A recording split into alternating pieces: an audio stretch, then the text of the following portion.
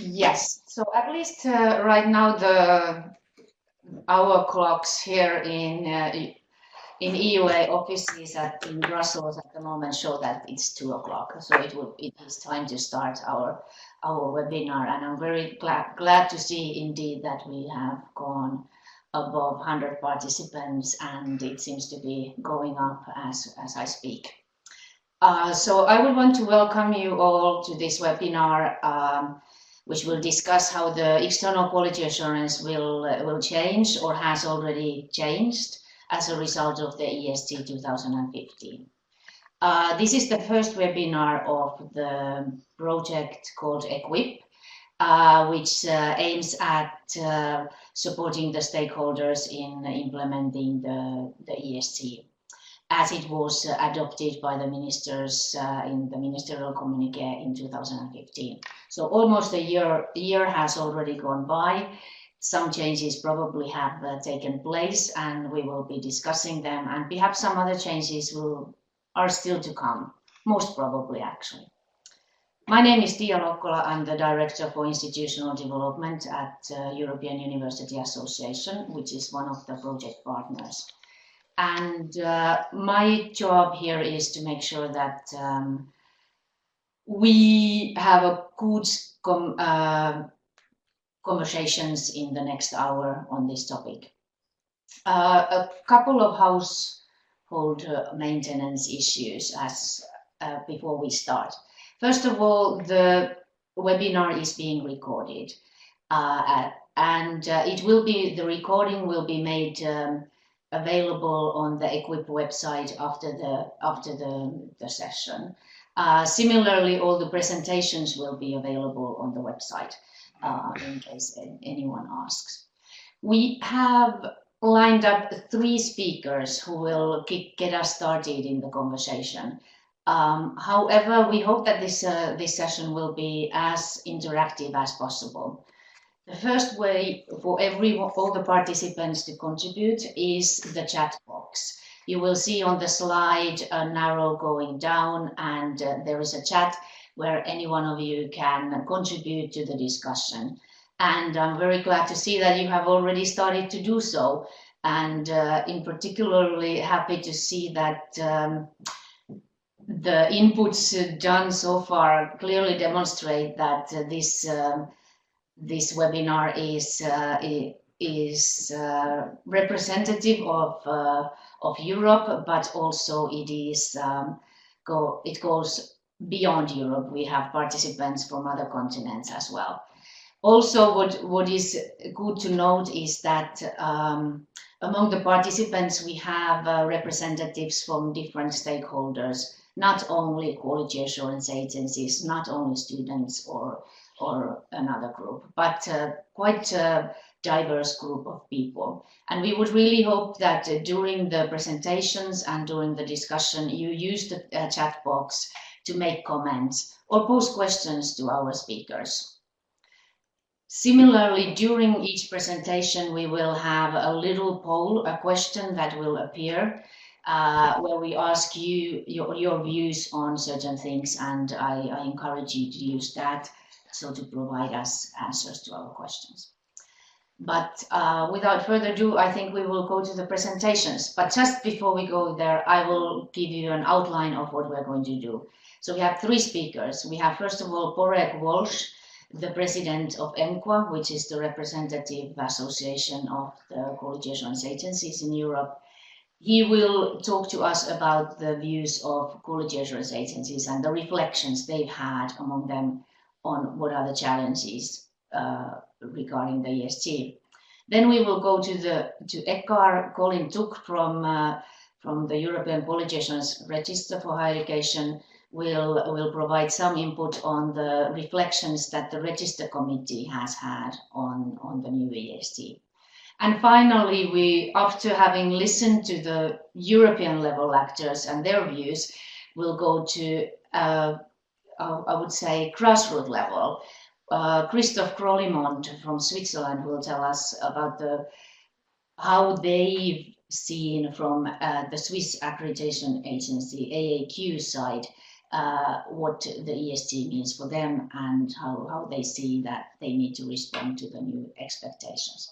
So this is basically the setup. And let's start. I would first invite Borek to get us started and talk about the reflections of the quality assurance agencies. And as said, before I give the floor to Borek, you can already see on screen a question, and I invite you all to reply. Borek, please go ahead. Okay, thanks very much, Tia, and good afternoon, everybody. Delighted to see that we have over nearly close to 140 people participating in this. I'm going to talk about how external quality assurance, so we feel for agencies, how things have changed as a result of the adoption of the revised European Standards and Guidelines in 2015. In particular, looking at key challenges that have been identified by the agencies and have come through to ENQA as challenges across the European higher education area in general. ENQA has 48 members who have successfully undergone a review against the first ESG, the 2005 version, since 2010. 5 of those members were last reviewed in 2010 and 4 in 2011. So these 9 must undertake a review against the revised ESG sometime in 2016. ENQA also has 12 agencies that are affiliates of ENQA since before 2014 from countries that do not have an ENQA member agency that would also be eligible to apply for a review against ESG 2015. Now, in fact, we have about 13 reviews that are up and running. So this is, if you like, a pressing challenge of the first group that are going through that have to look at fulfilling change standards and guidelines and the challenges for them. So their challenge is to adapt where that's necessary, or in some cases more than others because of the differences in our system, to ESG 2015. The main challenges that we found in the ESG 2005 reviews related to independence, usually independence from governance or a ministry, around resources. These are as evidenced in the review reports that would have been published arising from the reviews that we conducted. So resources either human or financial. The issue around publication of reports, if at all, partial reports, summary reports, entire reports. The involvement of students in panels, whether students are involved in all panels or some panels. International involvement, the challenges particularly around from countries with minority languages, in terms of involving external experts in either panels or in the governance of the Quality Assurance Agency, and in the whole area of follow-up to reviews, particularly, I suppose, in the case of so-called voluntary reviews or cross-border reviews, where an agency doesn't have like the legal power to be able to follow up. These were identified in the review reports from 2005. So how can we look, I suppose, at how those old challenges have been addressed in ESG 2015? Well, independence, the definition in the guideline of ESG 3.3 has been clarified as independence meaning organisational independence, operational independence, and the independence of formal outcomes. So if you like, it's been stratified or clarified better from that. In terms of resources, the new guideline for ESG 3.5 recommends that resources are sufficient to enable agencies to improve, so not just to be able to carry out tasks, minimal tasks as required by legislation, and also to be able to inform the public about their activities, so the requirement to disseminate. It's very clear on the publication of reports. Standard 2.6 requires that full reports and any formal decisions must be published, so there's no more equivocation or debate around whether full reports have to be published. In terms of student involvement in panels, again, student involvement is now contained in the standard of ESG 2.4, moved from the guideline. So again, no more equivocation around that. So at least it's clear what people have to do, whether that's a challenge and how great a challenge that will be a matter for individual agencies. In terms of international involvement, in guideline ESG 2.4, it's now stated as being desirable to have international involvement, and in fact that's the case in many of our agencies today. And the whole area about follow-up, the guideline in ESG 2.3 states clearly that an agency must have a consistent follow-up process for considering the actions taken by an institution that they've evaluated. And that has to be true, irrespective of whether it's within their national system, done on a compulsory basis, or whether they were voluntary reviews that where HEI contracted the agency to do that work. The new challenges, I suppose, in ESG 2015, this is where the changes have occasion or may occasion changes for agencies. The challenge around student-centred learning for in the part 1 of ESG, these are primarily obviously impact on higher education institutions. The institutions are responsible for internal quality assurance. But the link between internal quality assurance and external quality assurance is through ESG 2.1, which requires that the external quality assurance process that an agency conducts must look at how the institution has considered or embedded the part 1 standards, including the requirement for ESG 1.3, which is where higher education institutions are required to deliver programs in a way that encourages students to take an active role in creating the learning process. Now, that can be a challenge for any institution, but it's particularly challenging for systems that, for instance, don't have developed national qualifications framework or have a less embedded version of learning outcomes or student involvement. As the involvement then of student-centred learning takes a considerable amount of time, one of the challenges to higher education institutions, but ultimately also to the externally agencies, relates to how long is a reasonable time frame for the embedding of student-centred learning to be put in place, and for the institution's internal quality assurance processes to reflect this. And therefore, when will it be reasonable for the external evaluation process to be in a position to see how the institution is implementing this standard? So there is a lag time in terms of this, but obviously there's a requirement for these agencies to be reviewed as part of, in this case, starting off in 2016. So we would see that as a challenge. One of the other challenges in ESG 2016 is around internal quality assurance, which has an additional part added to it about professional conduct. So ESG 3.6 has been expanded to highlight professional conduct so that all persons involved in an agency's activity are competent and act professionally and ethically. This includes all subcontractors, all panel members, and an agency is required to establish the status and recognition of the institution with which it conducts quality assurance. So this is particularly true for cross-border cases or cases that people mightn't be familiar with. So this is introduced to make sure that agencies apply the same standards everywhere, that they work inside and outside their country, and whether they're acting in a compulsory or voluntary manner. I leave it at that with those series of challenges. Yes, thank you, Borek. At this point, we are going to close the poll and broadcast the results so that our participants also see what the results look like. Are you, Borek, are you surprised that the resources seem to remain a challenge for agencies? I mean, what I do note is that there is a reasonably even split across a number of those, and that resources is one of the ones there. I think we have to accept that across the EHEA, a lot of countries are coming out of very challenging economic times, and those challenges have been reflected, particularly, I suppose, in the public sector in terms of cuts to numbers. So I think it will take time for countries to work their way back into that. So to some extent, it doesn't really surprise me that the resources for many people are still a challenge. Is there discussion about this in ENQA circles among the agencies? Every year as part of our General Assembly, we have a topic that the CEOs discuss as part of that. And the one, not last year, but the year before, was specifically about how agencies have reacted in times of challenge. And we did a straw poll that we went round. I suppose about 50% of the agencies would have experienced either some drop in either human resource or financing. So that was a year and a half ago or so, but it was a challenge then for some agencies. So, I mean, that's the way that we've sort of conducted that exercise. Yes.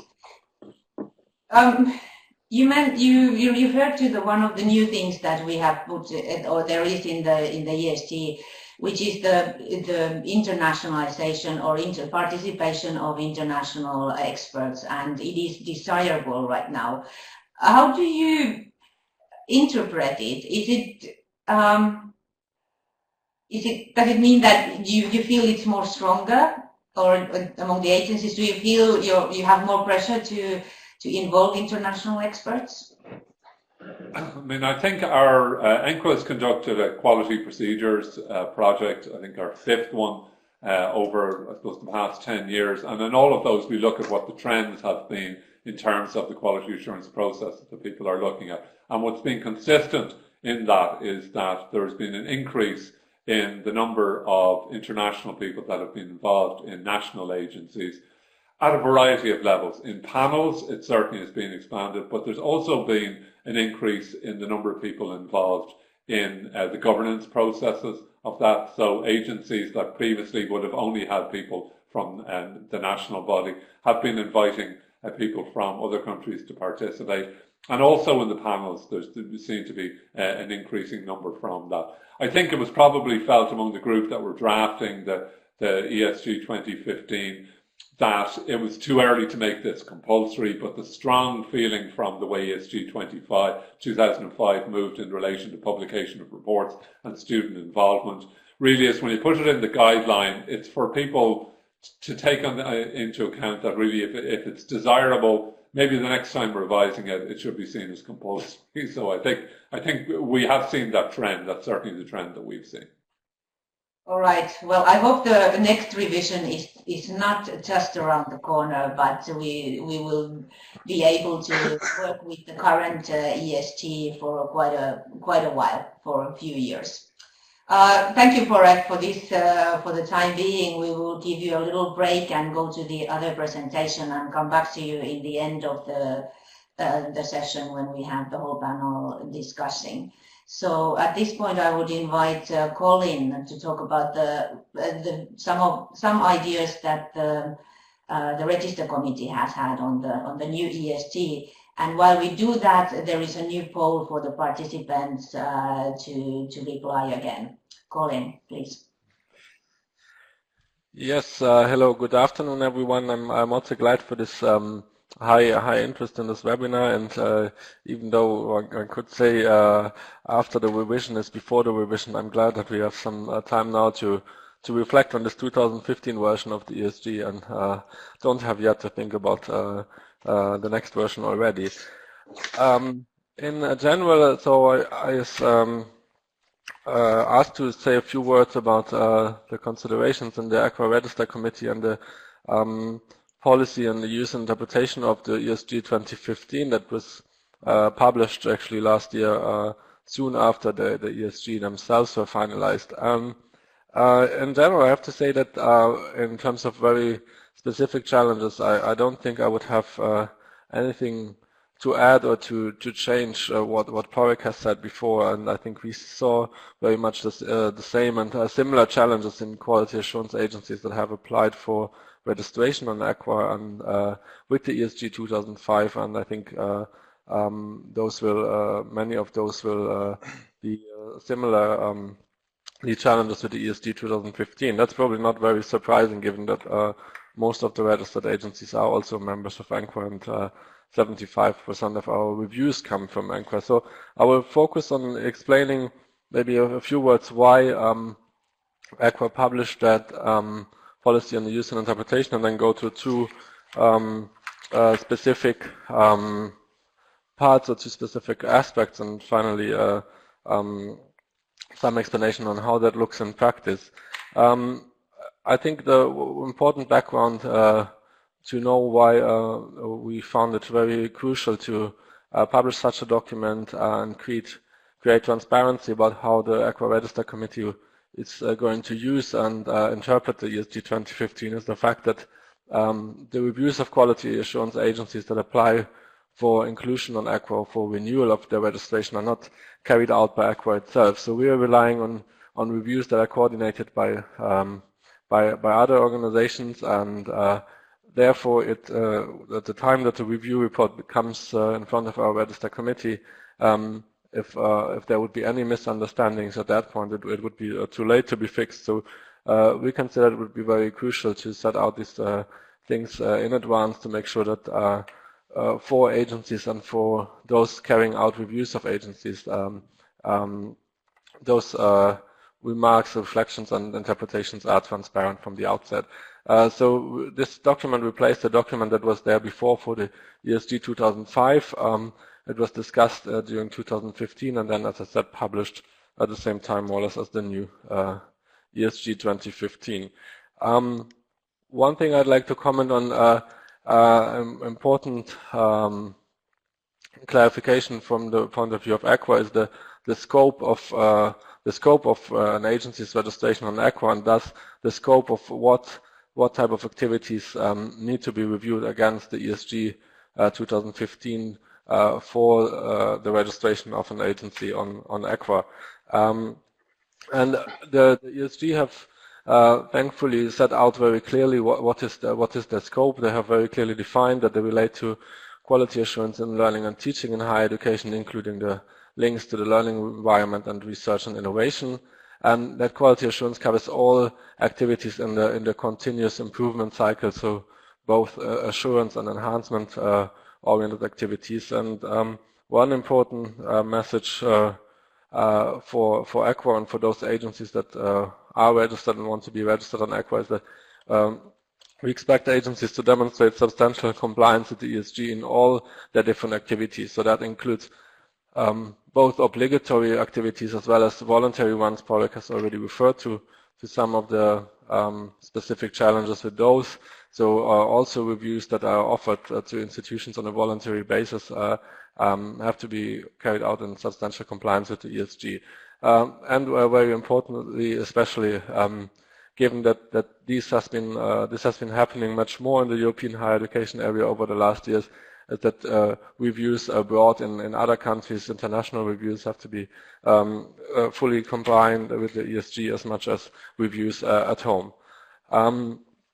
So we expect that the reviews of agencies really include a full coverage of all the activities in order to ensure that we also have changed our own application process in a way that we get into a dialogue with the applying quality assurance agencies before the actual external review, so as to clarify their areas of activities and to make sure that that all of those are being covered in the review. The second specific point I want to say a few words about is about the role of external QA versus internal quality assurance in the ESG 2015. And I think it is important to underline that the role of external QA in general did not change with the ESG 2015. We have the same vision. I think that universities are first and foremost responsible for their own quality and the quality of their own provision, and that external quality assurance is there to make sure that that this is being done, and that is reflected in the structure of the ESG.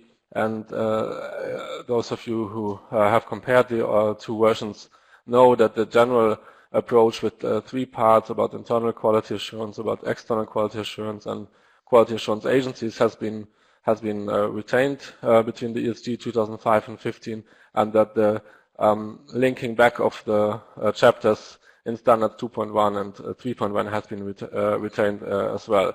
So and Paulek has underlined that before as well. Of course, at the same time, there are significant changes in Part 1, and through that intrinsic link of the different parts and through the reference back to Part 1 in Standard 2.1, they are very relevant also for external quality assurance agencies. And the example of student-centered learning has already been mentioned. There's now an explicit link to the National Qualifications Framework and the Qualifications Framework of the European higher education area. And even though it's indirectly, of course, these changes are relevant also for quality assurance agencies. What is ECWA's expectation is that we expect that external reviews of agencies analyze, reflect how the quality assurance agency reflects on and integrates the standards of Part 1, standards 1.1 1 to 1.10 in their own standards and criteria that they apply when reviewing institutions and or programs. That is actually not an entirely new expectation, and that has already been the expectation with the ESG 2005. So the expectation as such did not change. It has been clarified in the new policy on the use and interpretation, and of course, while though the expectation did not change, of course there are these changes in Part 1 which have a relevance indirectly also for quality assurance agencies. Finally, as I said, in terms of other challenges in Part 1, I can fully second what Porek has mentioned before. As a last point, I wanted to just show how does this use and interpretation of the ESG look in practice. Of course, the document is publicly available and has been supplied also to review coordinators and review panel members who are going to be carrying out a review of agencies for the purpose of registration on AQUA. For each standard, you find two different things in there. The first part is something that was already there in the previous document we had for the old ESG 2005. It's just called a list of interpretations. They address specific cases. They describe how the register committee has interpreted the ESG in those specific scenarios so far. They are not necessarily there for all standards, because for some standards there are no specific comments. And most importantly, if you are from an agency, you will see that probably only a very few of them will actually be applicable to your own case and to your agency, because they all address very specific scenarios. What is new compared to the 2013 document for the ESG 2005 is that we added a list of bullet points for each standard saying reports should at least demonstrate. So this is a list that is there to that we hope to ensure that external review reports of quality assurance agencies provide evidence that the register committee expects to make a judgment, to make a decision about compliance with that standard. So they are generic, they apply to all cases. They are also provided for each and every standard, because of course they are not addressing specific scenarios, and we hope that this list of bullet points will be useful for both for agencies when preparing their self-evaluation report, as well as for those serving on external reviews of quality assurance agencies when preparing their external review report. So I want to close off with that example, and thank you for your attention already, and look forward to your questions and further discussions. Thank you, Colin. We have a response. Well, first of all, we will close the poll, and I will come back to that afterwards. But there is a specific question from the audience, Colin, to you about the fact that when you say that there is an expectation that the standards in Part 1 will be integrated into the criteria or the processes used by the quality assurance agencies, the fact is that some agencies have a very strong link to Part 1. They have basically copy-pasted some of the standards as a criteria, whereas others take a lot of more leeway in when they interpret the standards. What is ECHA's policy on this?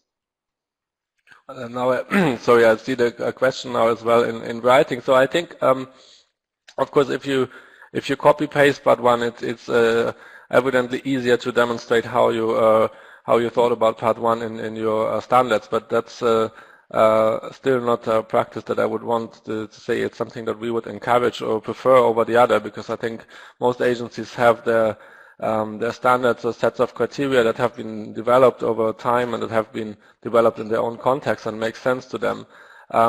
So of course, the ESG themselves also say that there are that there's room for a lot of different approaches to external QA, and that different approaches might deal differently with institutions and might look in different depth and so on at institutions. So that of course is considered, and it is up to the agency how to find ways to to address Part 1 in their standards. And of course, that's some might have also more detailed catalogs of standards than others, and that's perfectly fine. So I don't think the Register Committee will be going through every bullet point and every guideline of Part 1 and check whether that's found, but it's about the standards themselves and the main messages of the standards. And obviously, if you have an institutional accreditation, it's also different than if you have a program evaluation. But already with the old ESG, I think agencies have been able to find ways to map what is written in Part 1 and in a way transpose it into their own standards depending on what kind of system they are using. Okay, just a quick summary of our poll, which seems to show that 2/3 of the systems, of the respondents see that their national external quality assurance system is changing, or at least as a result of the ESG, or at least there is a discussion. Actually, among the 1/4 of the participants, there seems to be still ongoing national discussion. Would this correspond to your impression as well? Because you have read the previous review reports and you know what kind of systems are in place previously. Yes, I mean I think that the results do not come as a surprise. So I think it's obvious that in some cases there might be little or almost no change required, because evidently the ESG 2015 haven't come out of a vacuum or fallen from the sky. They have been written based on what we knew was already happening in the European higher education area. So but I think, of course, if you look at details, there's probably some, even if it's a small thing or a small adjustment, something in almost every system that might need to be adjusted or refined with the ESG 2015. So I'm not surprised by the overwhelming majority who are saying that, yeah, either changes are already being made or are being discussed, and that there's not such a huge group who say there will be no changes whatsoever. Yes, indeed. Okay, thank you, Colin, for your input at this stage, and like Borek, we give you also a break and invite Christoph to give us a very practical example of how does this all look to an agency. And in the meantime, there is another question for the participants. Christoph, please. Thank you very much, Tia, and welcome. Good afternoon, everyone. AAQ is one of those agencies that Borek mentioned that have to undergo a review in 2016. Constantly, we've been working on our self-evaluation report in the second half of last year, and we handed in the paper to report early in January, and are now waiting for our site visit later in March. What I'm going to do in the next few minutes is sharing my personal experience with this review and the last review, and this might help to show some effect, some impact that the new ESG have had on that process. But let me start with what I call the review history of our agency. Our very first review was in 2006. It was a review against ESG 2005. However, as it was a national review and coordinated by a national body, the ESG were important, but they were not the only part of that review. So not everything that we responded to in that report was ESG.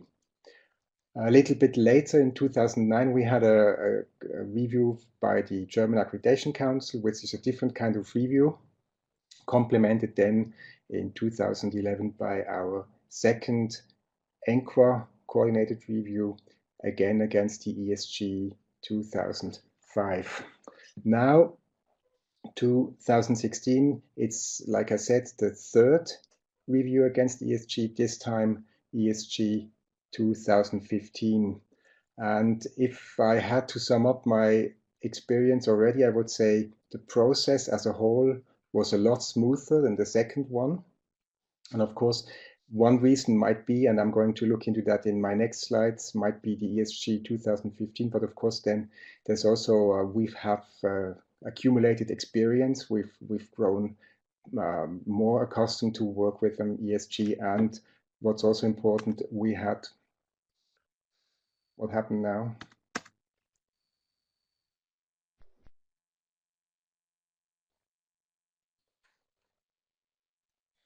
We had a change of our legal framework.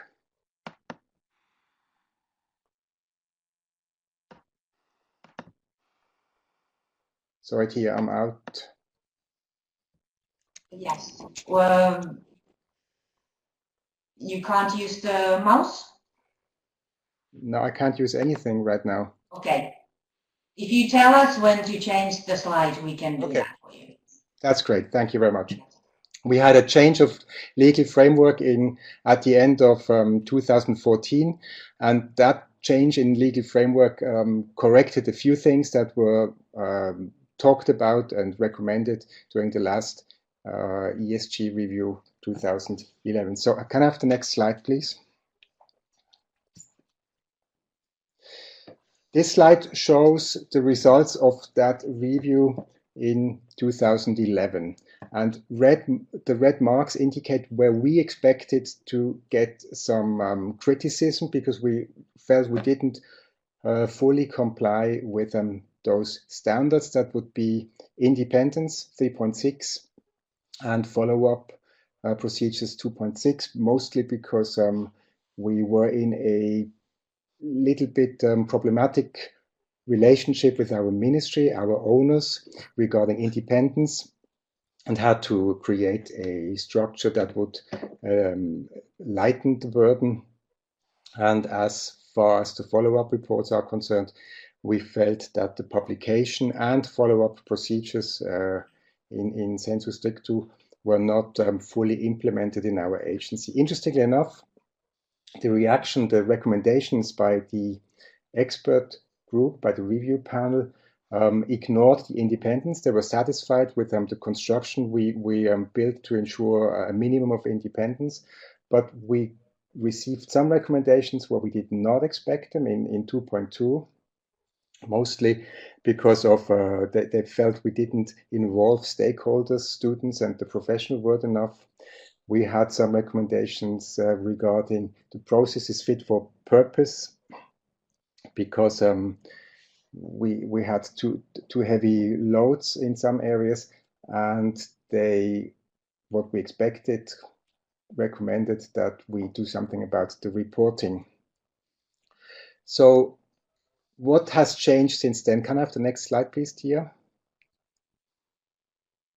And this is just our own appreciation. This is not what the experts have said, because they haven't expressed themselves yet. But we feel that in part 3, we still have a problem with thematic analysis.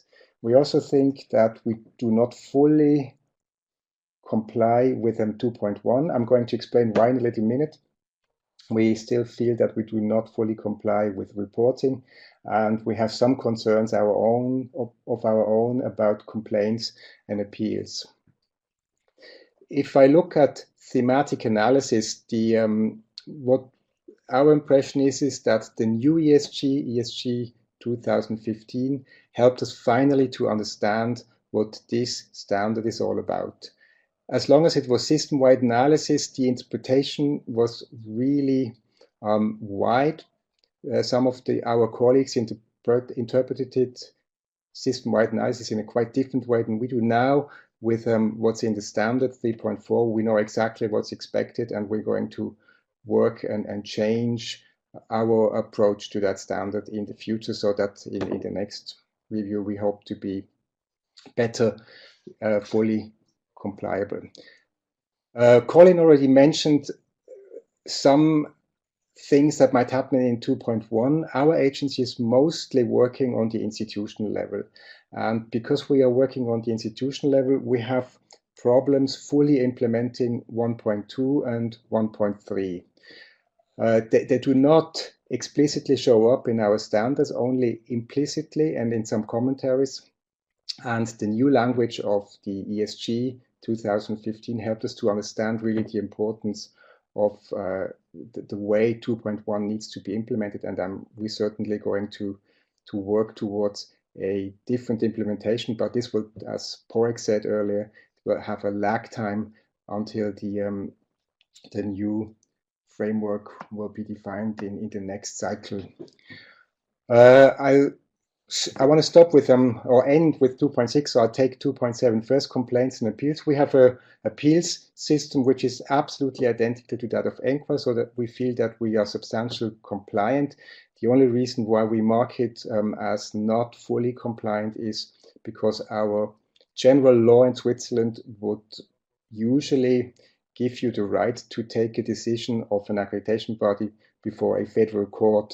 And in our case, in the case of accreditation, the law explicitly excludes that option. So the only thing we have to show in terms of complaints and appeals is the kind of appeal structure that ENQA or most other agencies have, meaning you can ask for a reconsideration of a decision. We feel that's adequate, but it's not up to what we usually expect in our political system. Finally, the really important standard for us would be 2.6, reporting. Here we have no legal basis for publishing full reports, which means in order to comply with ESG, we have to negotiate with higher education institutions every single time we undertake a procedure. We now have a recommendation of the Rectors' Conference to their members to implement that concept, but still we need to negotiate, and that puts a considerable strain on our capability to implement standard 2.6. Now, if you look at the changes that happened in how we look at the standards, then I would say half of the development is due to changes in legal framework, and the other half is due to the fact that the ESG 2015 are better structured, clearer in their structure, and the language of the standards has become very clear. So the process overall in building up, writing that self-evaluation report was really a more efficient process than the last one, where we had a lot of uncertainty how to read and how to implement the standards. Overall, to sum it up, we're very happy with ESG 2015, and we're confident that the clearness of the language and the structure of parts 2 and 3 will allow us to implement those standards in the next few years up to the level. Thank you.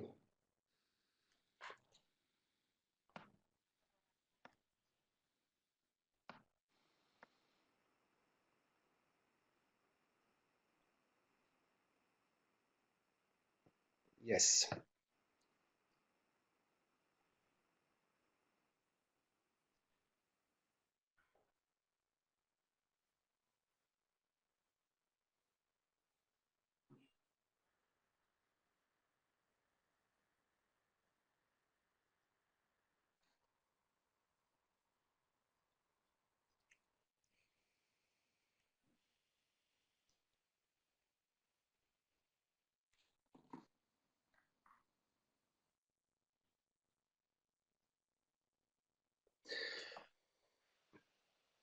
I'm glad you said tentative, because the question is really a tricky one for me to answer. I need to explain a little bit of the background. In our system, the autonomy of a higher education institution to design, develop, what's the wording? To approve programs is very key, very much key to what we expect to be the success of an institution. In other words, all we have to do, our mandate is not to look into the programs, not to look into the output of the programs, but to look at the quality assurance system that an individual higher education institution has established, and to assess if it's adequate to make sure that all the processes are leading to the goals that the institutions set themselves. So if we want to stress the student-centered learning more strongly, we would need to do that on a intermediate level, on a higher level. And I think what we can do is we can first raise awareness for the ESG in our contact with the institutions, the higher education institutions. And secondly, we can give it more room in our explanation of the standards. But in itself, I don't see quite now how we can really get into those study programs directly and have a direct check on that. And it's not what our system wants anyway.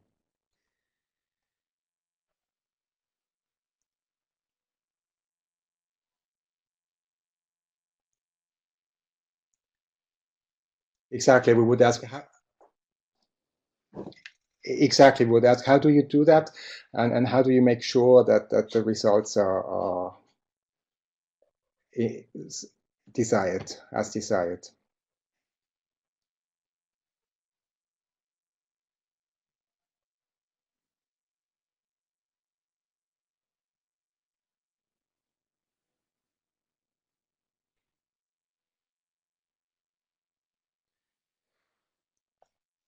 It's never a piece of cake, but it's I don't think it's currently a challenge in our system.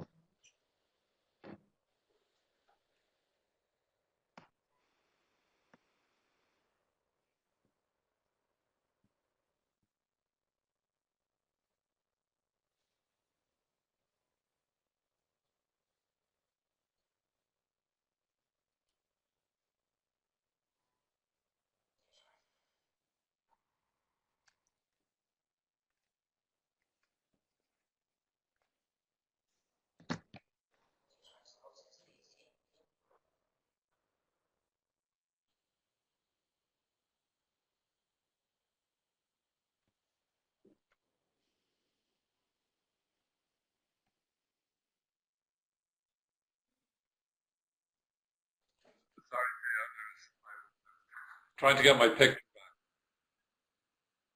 Sorry, could you just repeat that, please?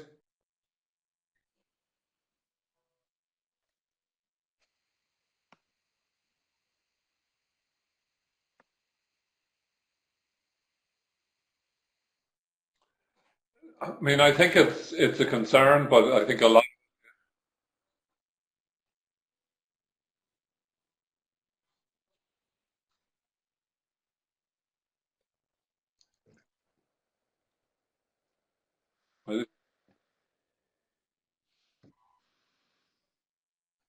I Can you hear me?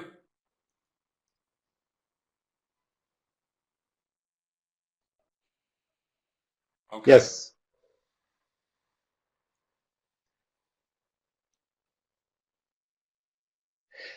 Depends on what level you mean. If you talk about the usefulness for the quality of the procedure, I would say absolutely key. As a matter of fact, we invest a lot of time and energy in getting the students into all our panels. It's not easy because, forgive my phrase, that the shell life of students is different from that of other experts. So we have to invest more time in finding and training together with the National Student Association the students for our procedures. But they're absolutely key, and they bring in a perspective that's simply necessary.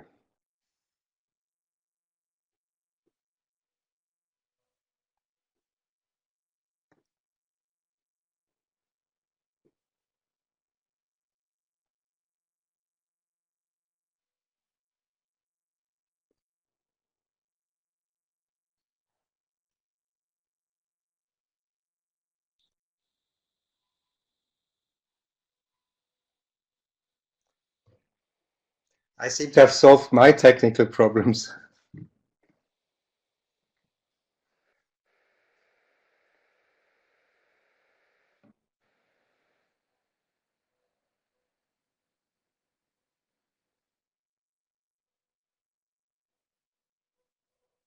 No.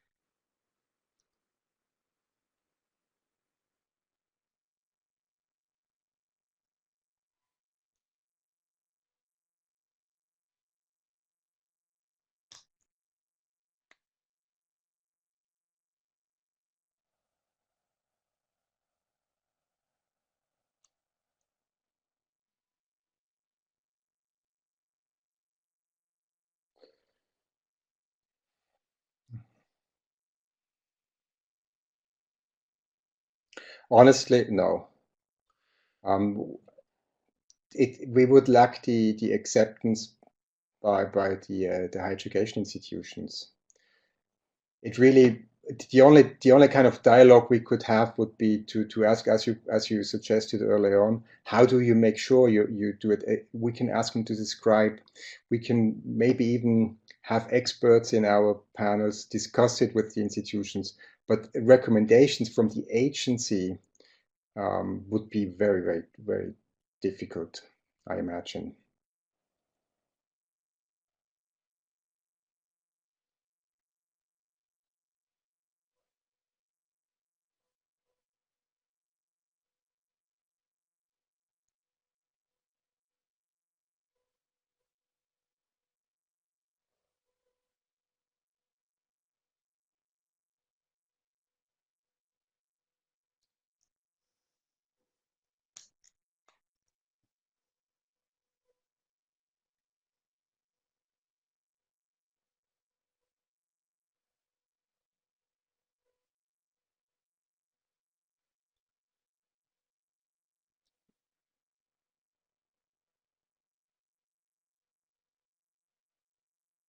Exactly. Yeah, I agree. And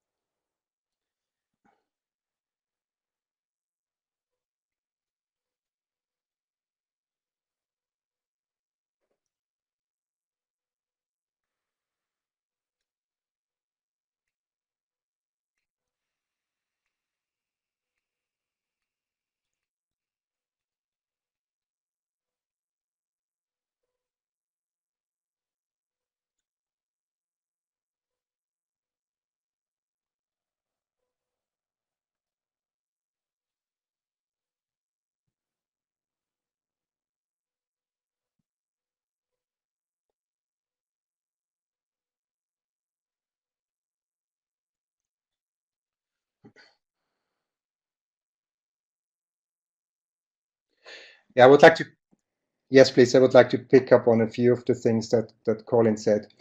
In our particular case, the issues we detected with regard to 2.1, they were there before, so they're not a product of the revision of the ESG, but the ESG revision helped us to see that, to understand that.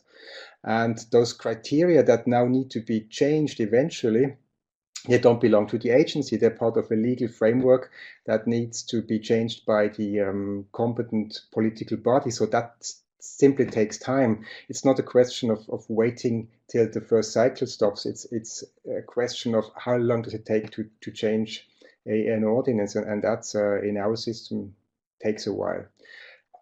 Other aspects in the ESG 2015 in part 2 and 3, I can change tomorrow if I want to, and some need a little bit more time because we need to again change the context. It really depends on what standard we're talking about.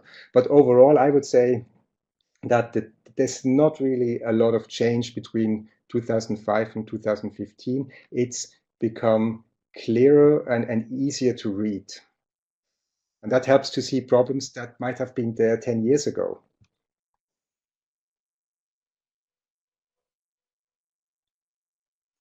Absolutely, absolutely.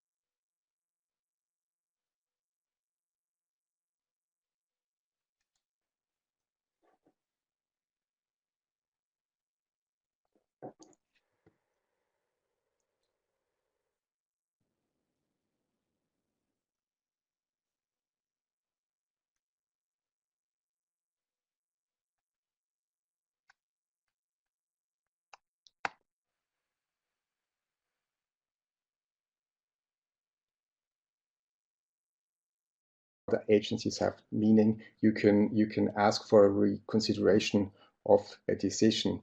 We feel that's adequate, but it's not up to what we usually expect in our political system.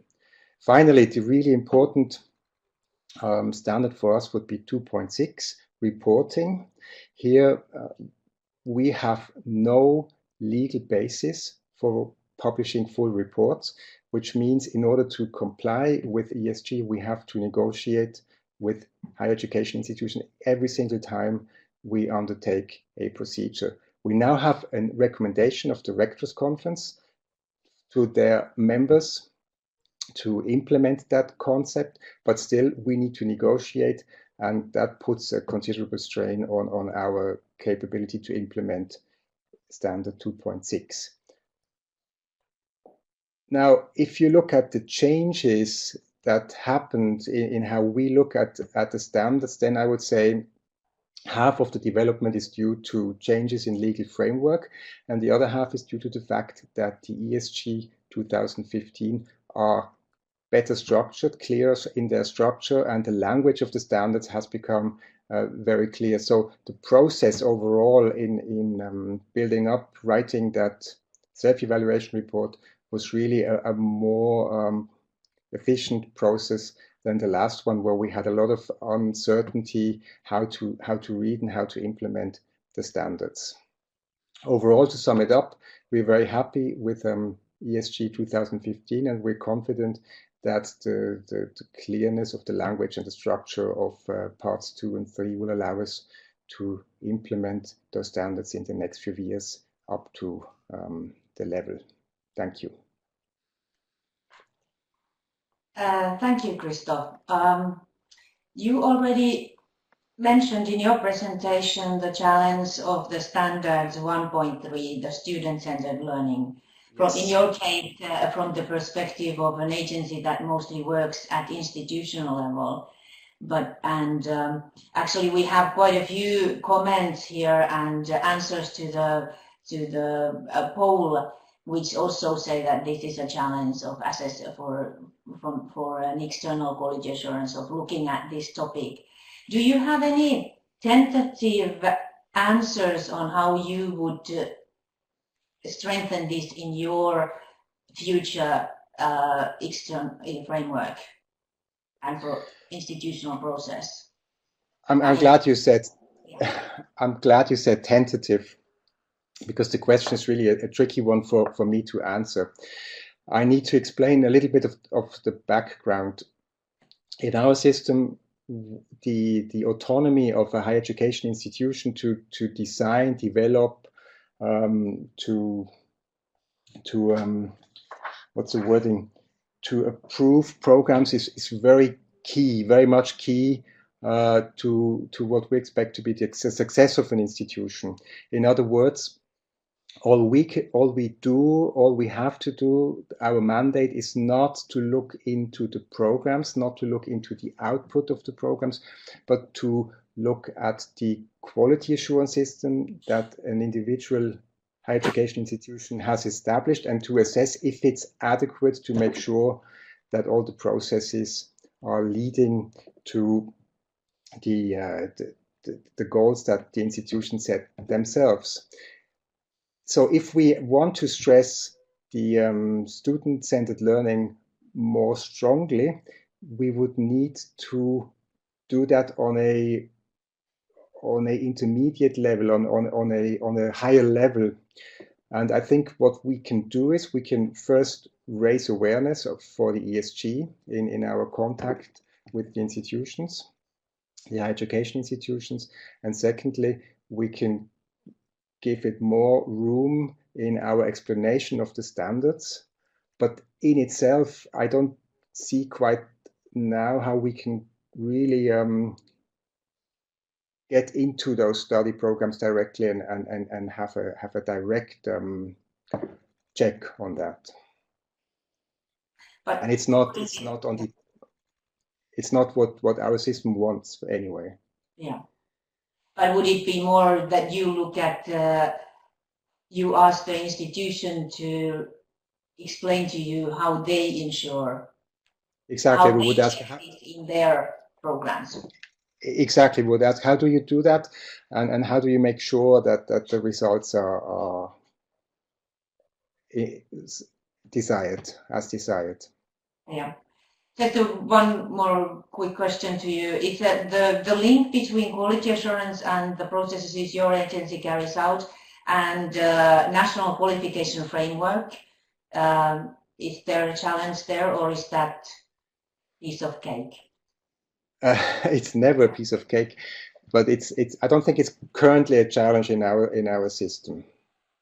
Okay, thank you. Now I think we will move to the part where I will invite all the speakers to form a little panel here, and we'll talk about a few things. Borek, if you enable your camera and microphone, thank you. We had quite a few questions during, or not questions, but comments in both in the polls and in the chat box during this session about the student participation in external quality assurance. We often say that we do have students now as a general rule in external quality assurance processes in Europe, but is the issue now the quality of that involvement and participation? That is it just tokenism that we have? Borek, have you discussed this among the agencies? Is it meaningful? Is it really something that brings additional value? Trying to get my picture back. Yes. Sorry, could you just repeat that, please? The student participation in external quality assurance, is it being discussed in the agencies? Is it just tokenism? Well, now we seem to have... I think it's a concern, but I think a lot... Your microphone seems to be disappearing. We cannot really hear you. And your image seems to have frozen. So I don't know if you could perhaps enable them and do that again. You come and go. Christoph, okay. In your particular agency, how would you evaluate student participation in your agency? Depends on what level you mean. If you talk about the usefulness for the quality of the procedure, I would say absolutely key. As a matter of fact, we invest a lot of time and energy in getting the students into all our panels. It's not easy because, forgive my phrase, that the shell life of students is different from that of other experts. So we have to invest more time in finding and training together with the National Student Association the students for our procedures. But they're absolutely key, and they bring in a perspective that's simply necessary. Okay, Colin, from the perspective of the agency reviews, how would you say? What is the status? Colin, your microphone is not on. You're still mute. And now I seem to be having the panel alone with Christoph at this point. I seem to have solved my technical problems. Yes. Does it work? I wasn't aware there's a mute button on my headphone, so I must have hit that. Anyhow, I think the student participation, it's a good example. But I'm not mute anymore, right? No, you're not. We can hear you. My colleague was so kind to just come over and tell me that I'm mute. But I think it's a good example where you see that. It's happening in almost all agencies in Europe by now. But you see that depending on the starting point of the agency, the report the reports tend to take a different angle. If it's an agency where student participation is new or hasn't really been established yet, the main question I think in most reports is, okay, are there students at all, and if not, how does the agency manage to get there? And I think for those agencies where students have been involved in review panels or present on boards for a long time already, I think the focus of review reports is indeed more on looking, okay, how effective is it really? Is it are they just there as a tokenism, or is it really does it really have a good impact? And so in those cases where it's clear that it's happening, the reports don't just tick the box, but they actually go further, go deeper, and look at how well is it working in practice, and make sometimes recommendations for how to improve, for instance, the training or the interaction between the agency and the student unions and something like that. Okay. If we go back to the issue of the student-centered learning, there is a question from the audience about the real implementation of the student-centered learning to require protection of academic freedom, continuous professional development of teaching staff, time for preparation. So basically, in order to be able to implement student-centered learning properly, we also need to look at the teachers who are facilitating this. The question is, can Quality Assurance Agency make recommendations to avoid standardized study programs, tests, etc., to protect the necessary freedom to adjust the study programs, curricula, etc.? in order to implement the student-centered learning? Christoph, your reaction. Would you see your agency giving these kind of recommendations? Honestly, no. We would lack the acceptance by the higher education institutions. It really, the only kind of dialogue we could have would be to ask, as you suggested earlier on, how do you make sure you do it? We can ask them to describe. We can maybe even have experts in our panels discuss it with the institutions. But recommendations from the agency would be very, very, very difficult, I imagine. Well, yes, Colin. may I add something?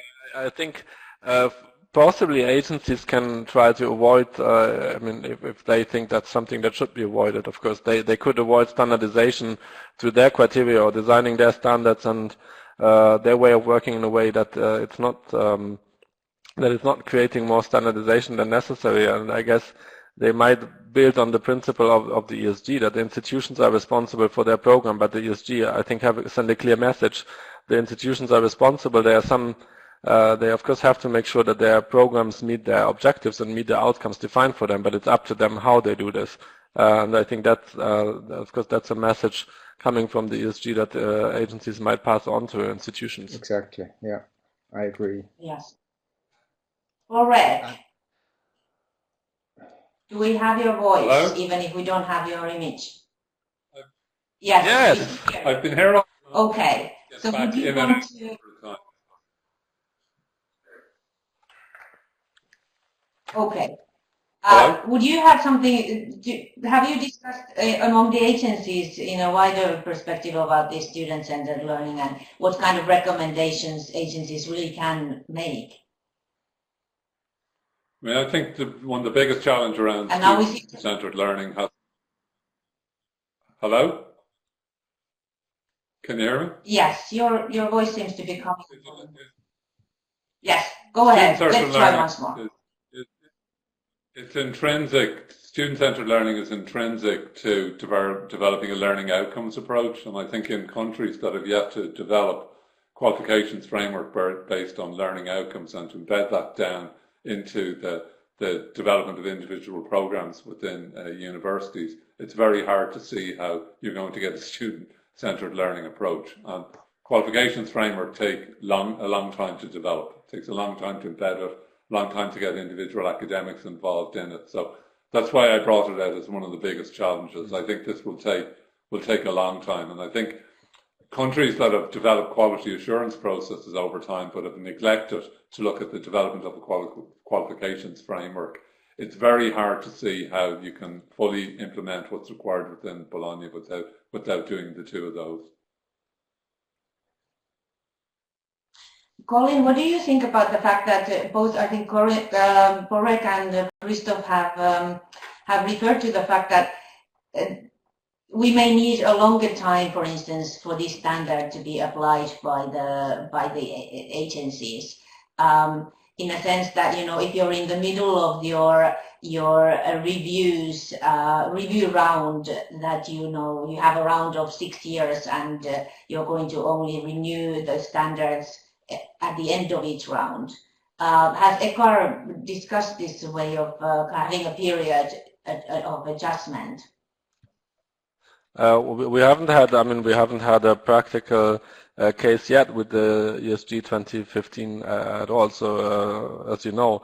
But I think on the one hand, of course, there is a clear understanding that certain changes in the ESG might be implemented rather quickly, and some might take more time, such as student-centered learning. But of course, as far as agencies are concerned, we're also very clear that agencies are responsible for following up on this at an external level. I mean, agencies are not responsible for whether student-centered learning has now happened across all the institutions they are reviewing or not. That's not their responsibility. Their part is following this up afterwards. However, I think that general, I don't know if it would be a general excuse to say we only we strictly only change our standards at the end of a cycle, because the cycle, if the cycle is 10 years, then you might say, okay, we just started our new cycle in 2015, knowing that the new ESG were already around the corner, and then we are not changing them for another 10 years. So I think when unless it's total, there's a really good argument that it's totally unreasonable. I mean, I think one would expect that agencies start working on changing their criteria and their way of working by the new ESG as soon as possible, and not only once the next cycle has expired. And I think we have to bear in mind that the new ESG have been adopted in May 2015, but the first draft has been published in February 2014, and the final, and so the official draft that was already endorsed by the ministries was available since October 2014. So there has already been a considerable time since the draft has been publicly on the table. Christoph, you I would like to comment? Yes, please. I would like to pick up on a few of the things that Colin said.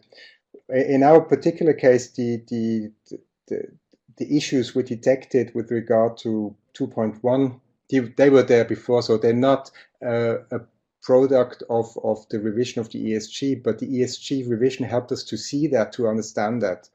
And those criteria that now need to be changed eventually, they don't belong to the agency. They're part of a legal framework that needs to be changed by the competent political body. So that simply takes time. It's not a question of waiting till the first cycle stops. It's a question of how long does it take to change an ordinance, and that's in our system takes a while.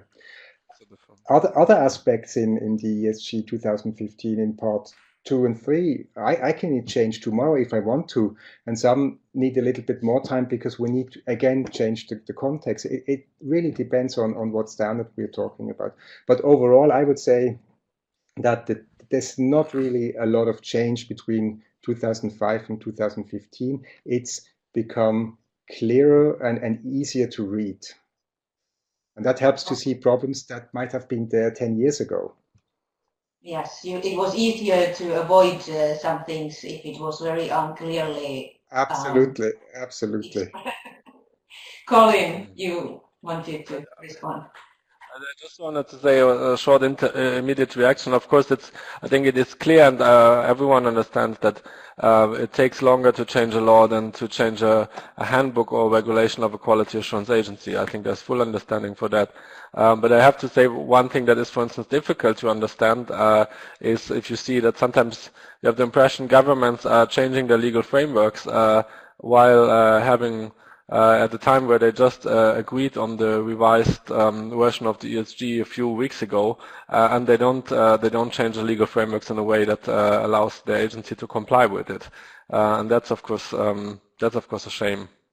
Yes, correct. We still unfortunately can't see you, but would you like to contribute? No, to this? I'd like to echo a couple of things that Colin has said. I think the point that we've had a published version of the draft guidelines for quite a long time, knowing that the chances that there was going to be a substantial change to them were very small with the deadline coming up to Yerevan, really takes some of the excuse away from systems. Certainly within my own country at the national level, we were alerting institutions in advance that the likelihood is that these aren't going to be substantially changed. So it's in your interest to really start looking at changing your processes in advance, recognizing that part 1 reflects the institution. So unless they do that part, then it's difficult for the agency to look at the amended changes, from within that. So I think that I'd also like to reiterate what Colin has said around the fact that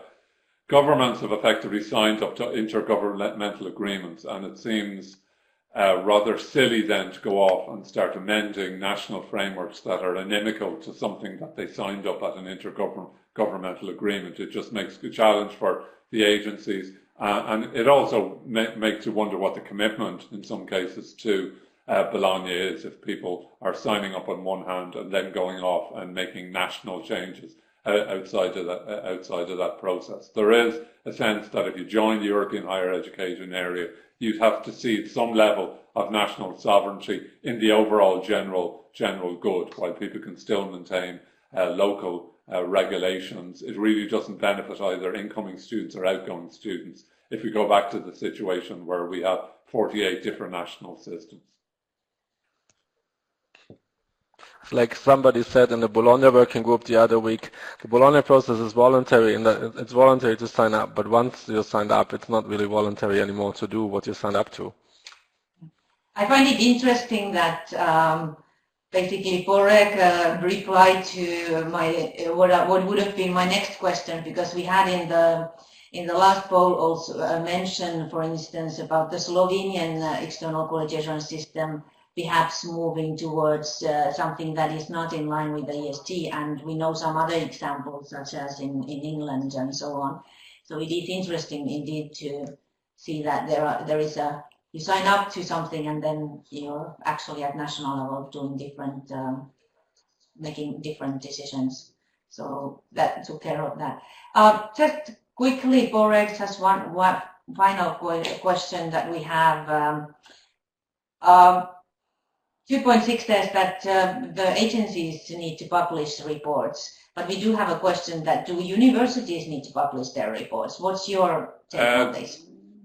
In terms of, I mean, depending on the type of system you're talking about, if you're talking about institutional level evaluations, it's a reasonable expectation that as well as the agency who conducts it publishing the report, you would wonder why an institution wouldn't want to publish a report itself for something that it has undergone. Certainly in our own country, just speaking on an Irish rather than European level, that's the expectation, is that institutions actually want to talk about the things that happen to them rather than leaving everything on a national agency. So it seems very hard to me to believe that institutions shouldn't be doing that as well.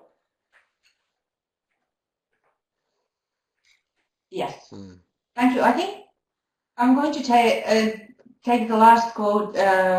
What Lucian has Bullard has written. Quality assurance, both internal and external, it's not about standards, guidelines, and their wordings. It's about the reality within higher education institutions, their policies, processes, and output in practice.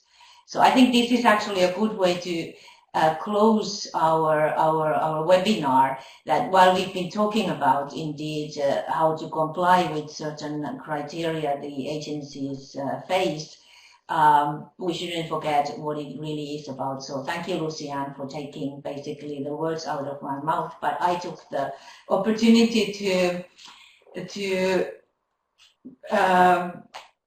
read out your comment. And this actually takes us nicely to my last remarks. The next webinar in this project is about what happens in the institutions. And the topic is, what are the implications of the new focus on learning and teaching in the ESG for institutions, students, or perhaps also the agencies. So actually, we will really start talking about the institutional reality on Wednesday, the 13th of April. You can still register for that one.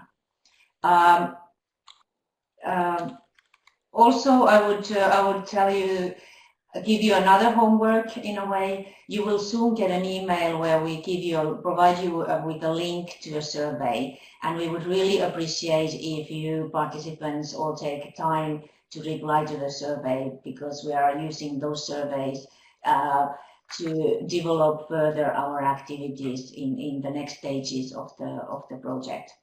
So hopefully you have additional 10 minutes or so. Colin, Borek, Christoph. Unfortunately, I need to cut our conversation short. We've used our time. We've already gone a little bit over the 1 hour we agreed that we would talk about this. Unfortunately, we didn't have time to cover all aspects of external quality assurance, but I think this gave a little sneak peek to the topic, and I'm certain we will we'll continue the discussions in the next years to come.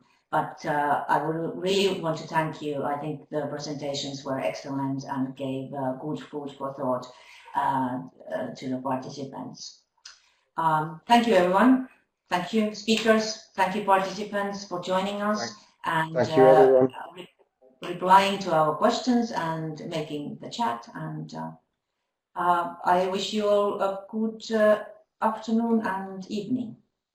Thank you. Thank you all and have a good afternoon. Bye. Bye-bye. Bye. Thank you. Bye.